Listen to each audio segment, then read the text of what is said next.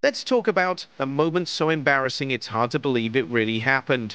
Belal Muhammad, a man headlining one of the most important UFC fights of his life, just got humiliated in front of everyone at the weigh-ins. And no, this wasn't some prank or mix-up with another fighter, this was real. You'd think by now people in the UFC, especially someone running the official weigh-ins, would know who Belal Muhammad is. But when he stepped up to weigh in for the main event, the Montreal commissioner stared at him like he was some random guy off the street. Seriously, Belal had to stand there awkwardly, trying to explain who he was in front of cameras, fighters, and fans. Thank God a UFC staff member finally stepped in and told the commissioner, yes, this is Belal Muhammad. Yes, he's the guy fighting Jack Della Maddala in the main event. Like, how does something like this even happen? All right.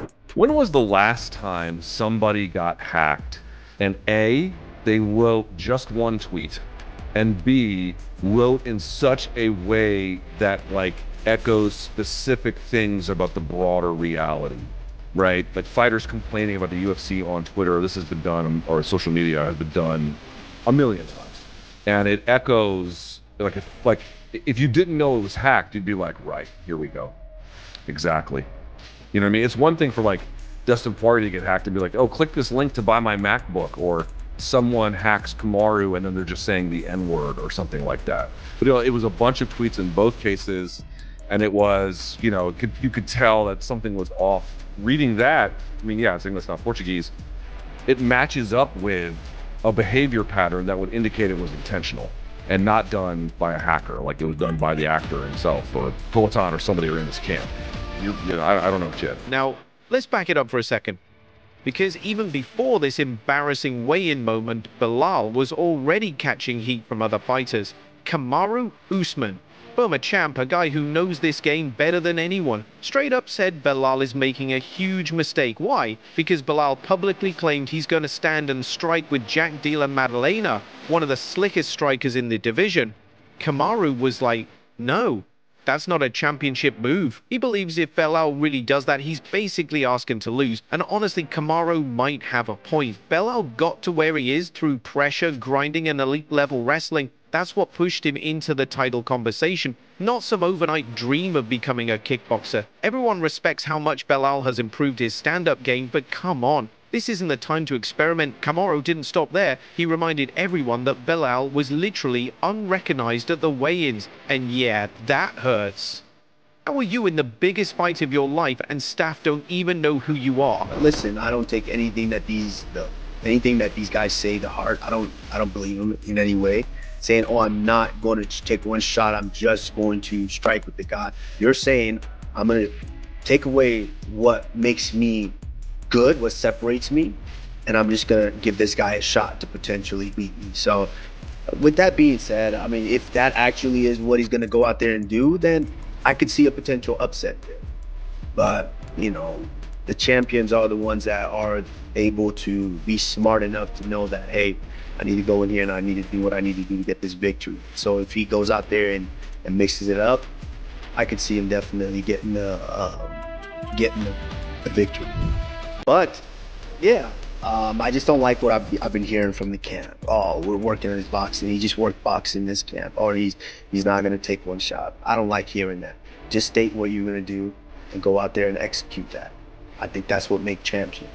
That brings us right back to that jaw-dropping scene. Belal walks in with the confidence of a headliner ready to face off with Jack Della Maddalena, and he's greeted with confusion. The commissioner's reaction said it all. Who is this? No nod, no smile, not even a glance of recognition, just dead silence and confusion. Imagine that. You work for years, fight through injuries, get overlooked over and over again, and finally, when you're there about to defend your title, someone has to explain your identity. And it's not like this is some undercard bout. Dana White already made it crystal clear. This fight is crucial. Whoever wins this will shift the whole direction of the welterweight division. UFC welterweight champion Belal, remember the name Muhammad.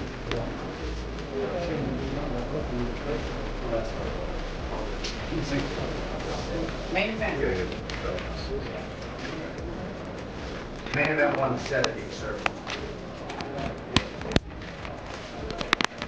And you go with it, baby. Plus, there's even more at stake, because whatever happens in this fight is also going to affect Ilia Topuria's next move.